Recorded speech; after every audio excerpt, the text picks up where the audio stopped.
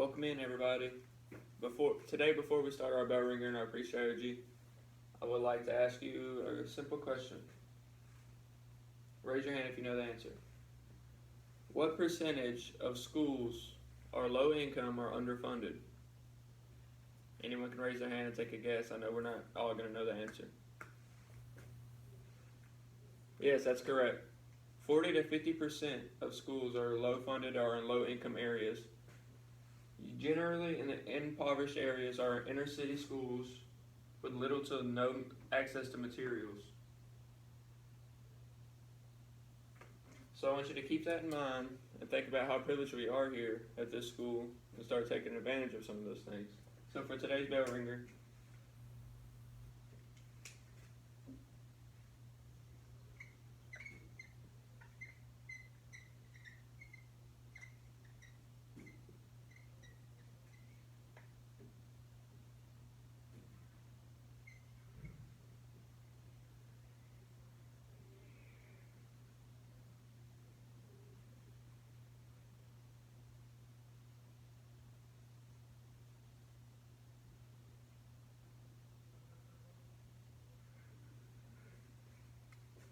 what are some things that we take for granted each day?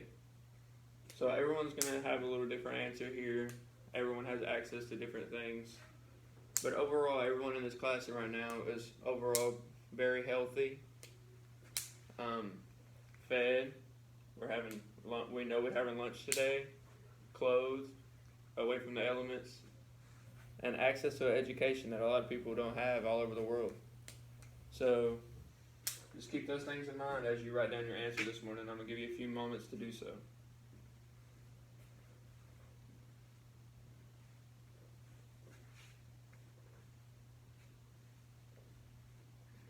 Alright, now that you finish your bell ringer, I'm going to call on a couple of you for you to read your answers.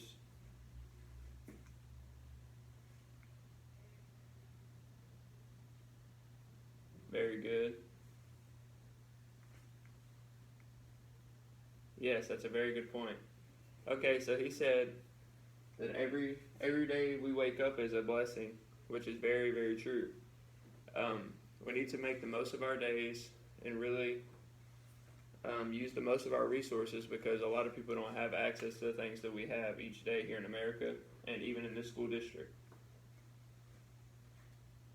So it's going to get us moving on. I hope you're thinking about some things that you take for granted each day and help you realize how blessed we really are. So now I would like you to watch this book trailer about the book we will be starting today in class.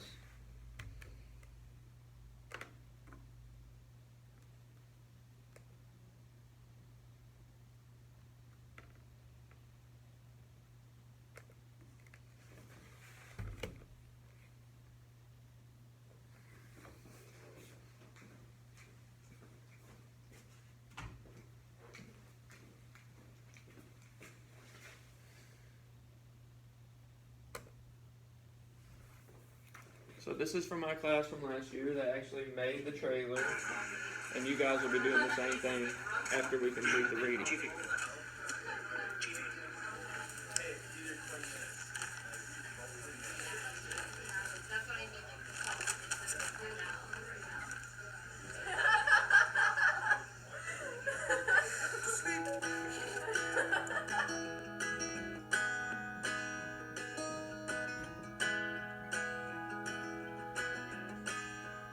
I want to leave the res.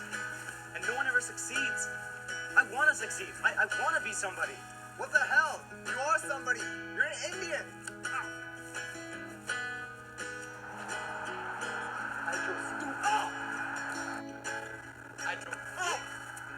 Hydrodynamics, little kid right here. Legs, hydro arms, hydro glasses, hydroelectric, hydromatic, hydrodynamic.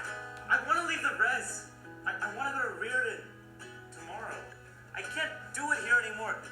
The triplets always bully me. Everyone's always mean to me. Indians never succeed. Okay. Okay? Okay.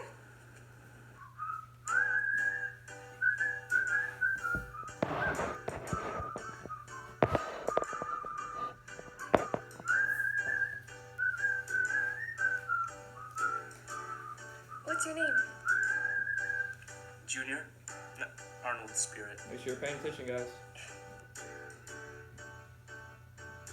I'm not anorexic. I'm bulimic. Anorexics are anorexic all the time. I'm only bulimic when I'm throwing up. Traveling between Riordan and Wilpinit, between a little white town and the reservation, I always felt like a stranger. It was like being Indian was my job. Only a part-time job. It did not pay well. Some Indians, they think you have to act white to be successful. And then they think you become white when you are successful. If that were true, wouldn't all white people be successful?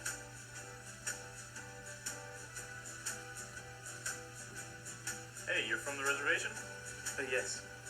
I remember you. You were a pretty good shooter. You want to take on Rowdy again? He's huge! Okay. So how does it feel to be playing Wilpinit again? I believe I have something to prove. I have to prove that I'm stronger than everybody else. I have to prove that I'll never give up. Never. How badly do you want to win this game? I've never wanted anything more in my life.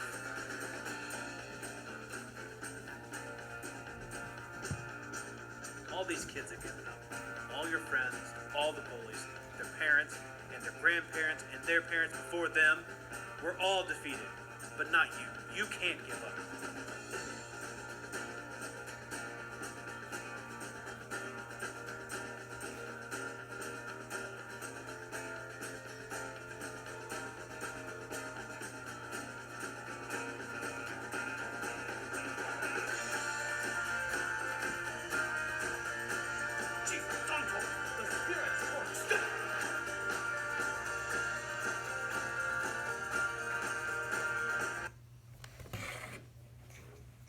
Alright guys, that's a little insight on the book that we're going to be starting this unit. It's called The Absolutely True Diary of a Part-Time Indian.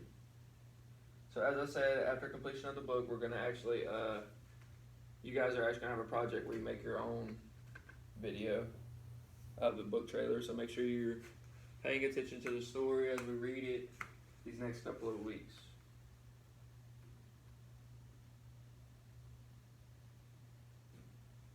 So now we'll have a little bit of classroom discussion. This is where the students will be, we're going to begin making inferences of what's going to happen in the story, maybe some differences from the reservation school and his new school that he strived to get to. So I'll take a couple, what do you guys think would be some of the differences between the reservation school, which is in a low-income, impoverished area, as far as access to materials, teachings, teachers, and administration, compared to the new school inside on the outskirts of the city, back in more civilized areas? Yes, maybe the reservation has less access to newer books, maybe technology. Anybody else? Yes, that's correct. Maybe they have better teachers at the new school, like I said earlier. More people are going to want to work there. They're making better incomes. And maybe they went to school there themselves, had better educations.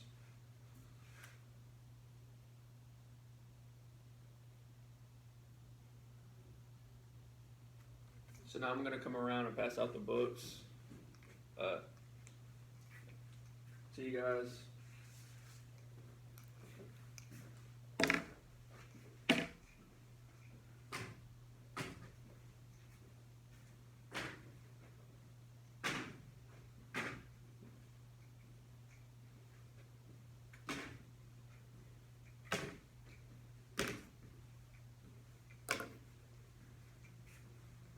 Okay, now that everyone has their books, I would like everyone to turn to page 1. And as we are doing, as we are listening to the book being read on the audiobook, we're going to be doing the post-it note strategy that we learned last week. So, our during reading today, that we always do a different strategy, will be post-it note. So we're doing the post-it note strategy today, guys, so make sure we're doing that, following along. Everyone get out your post-it notes, turn to page 1.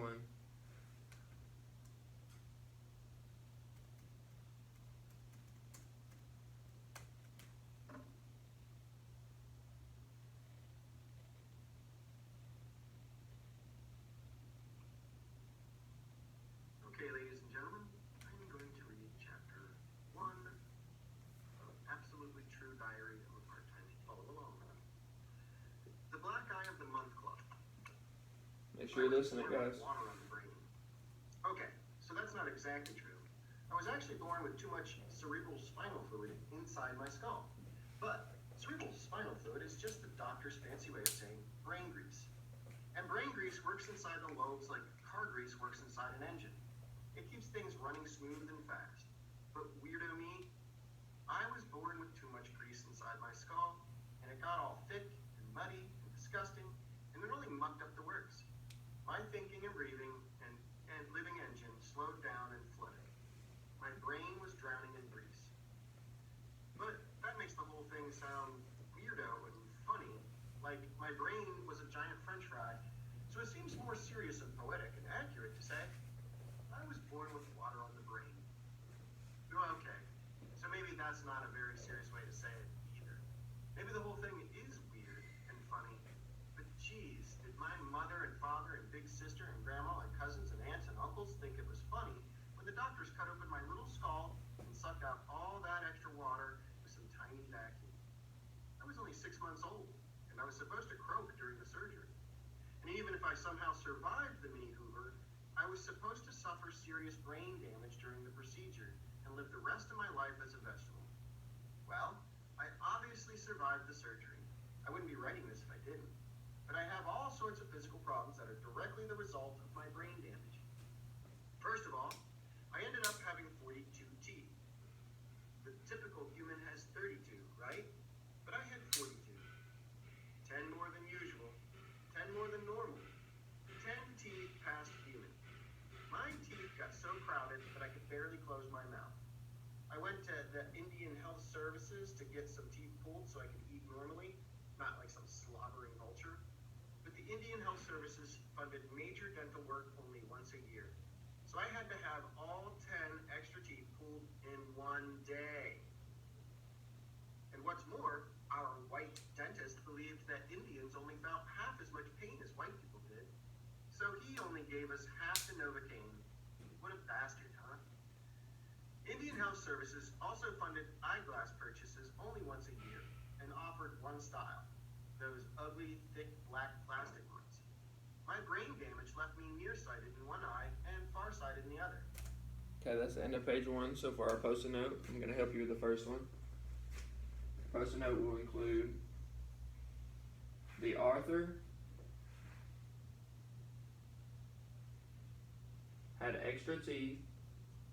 It's just highlights on your post-it note, highlights on each one from the page that we just read. So extra teeth, brain damage,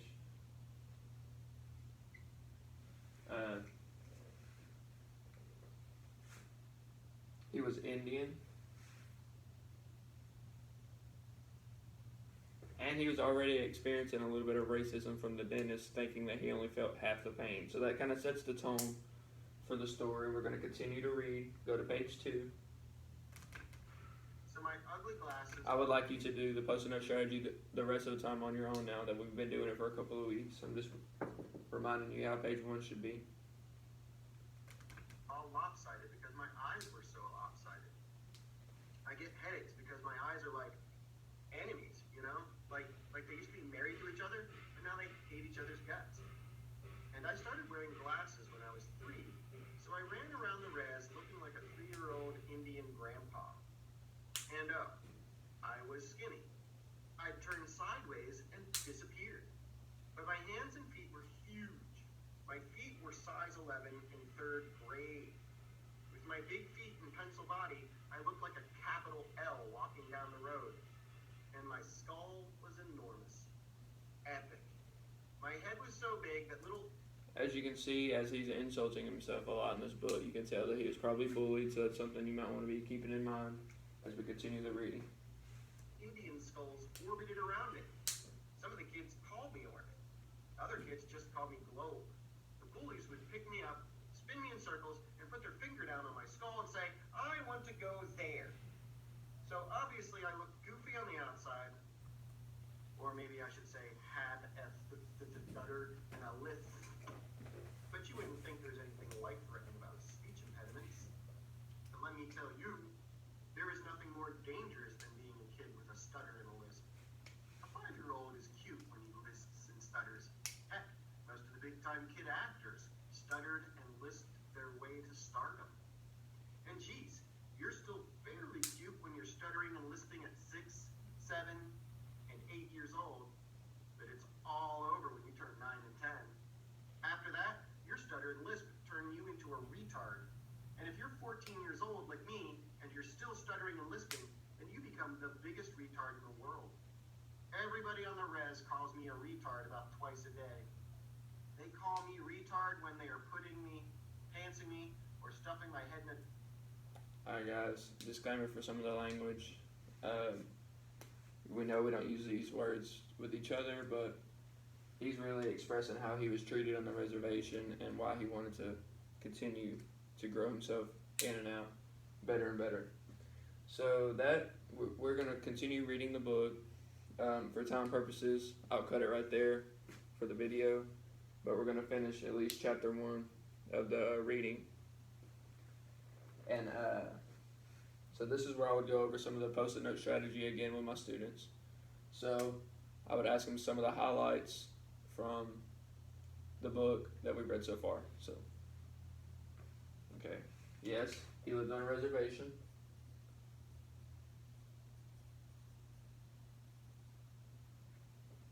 So, do we know the author's name yet?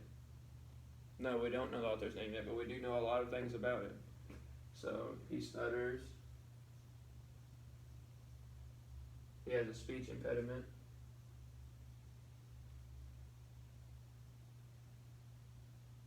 What are some physical features about him that we learned from the book? Yes, he's tall.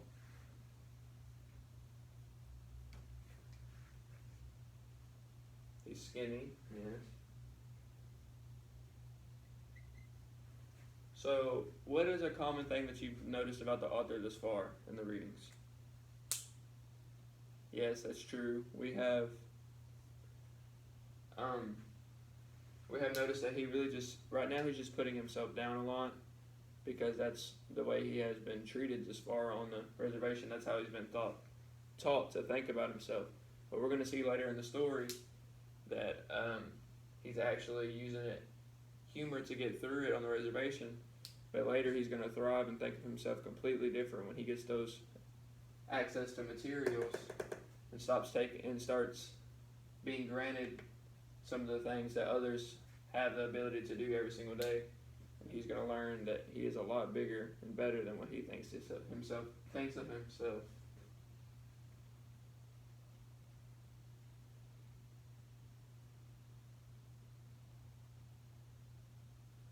let's continue with a post-it note strategy with some more things that you've put on page 3. Okay, yes. He is called names often, so bullied. Sadly, he is bullied a lot. But it's going to make him who he is later, guys. So make sure we're listening and continuing the reading as we continue the chapter. So right now, we only have a few minutes left in class. Go ahead and pack everything up. We're going. Alright, hello class. Kind of ironic, but I got quarantined from the schoolhouse for 2 weeks because I was exposed to someone with corona. So I'm bringing the rest of the video to the house. So I believe that I was finishing up my post-it note section, and now we'll be moving on to the post-reading activity. It's going to be called Study Partner Comprehension. So basically, I'm going to split my students up into pairs, groups of 2, and I'm going to provide them with a set of 5 questions about the story, and then they will be asked to come up with one additional question to ask their partner. So they're going to take turns asking each other the 5 questions from the story. It's going to be generic questions like who's the main character of the book, because we're only in chapter 2. And then it's going to be questions about making inferences as far as like what do they personally think is going to happen next in the story. It's going to ask about the reservation school because that's where most of the setting happened in the first 2 chapters. So partner number 1 will read these 5 questions aloud to partner number 2, and give them a chance to respond out loud to each other. And then they're going to ask their additional question, which is going to vary from group to group. Then it's going to flip over, and partner 2 is going to ask partner 1 those same 5 questions, but instead for 5, they're going to explain their 5 different answers and then provide an answer to the partner's other question. So that's my post-reading activity, and it's called Study Partner Comprehension Quiz. It's a strategy that I found very interesting that would work well to split the groups up into just as partners, so I can take one person that's really excelling in the class and somebody that might be struggling a little bit, and pair them together so they help catch each other up and work together, have different aspects and reviews of the book. So once that is complete, I will be moving on to my closure, and I have a homework assignment that I've designed on Google Docs, and this is it. So the main character from the book is Junior. So I made a fake Junior Facebook picture. So in class, I would be this is how I would present to the class. I would say, "Alright, students, as we're finishing up our study partner comprehension quiz, I would like everyone to look up here so I can show you what the homework assignment is for tonight to take home over the weekend. So I'm going to ask you to create a Facebook page for the main character of the book, Junior.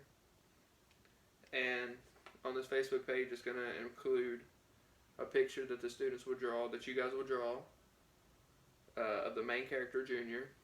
And then I would like you to give me 5 traits about the main character. So this can include the age, the ethnicity, the housing situation, where he's from, his responsibilities at school and away from school, maybe some comparisons of the reservation school to the new school, his friends, how he is treated at each different school. And then on the bottom, I would like you to explain some differences between Junior's first school and his new one. Explain some of the hardships Junior overcomes daily, and make an inference of what is to come in Junior's near future. So that's going to be the homework over the weekend, guys. I want you to have fun with it. This is what it looks like.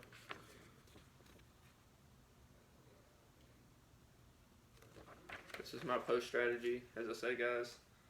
So I expect this to be done and return Monday as we continue our readings and start chapter 3.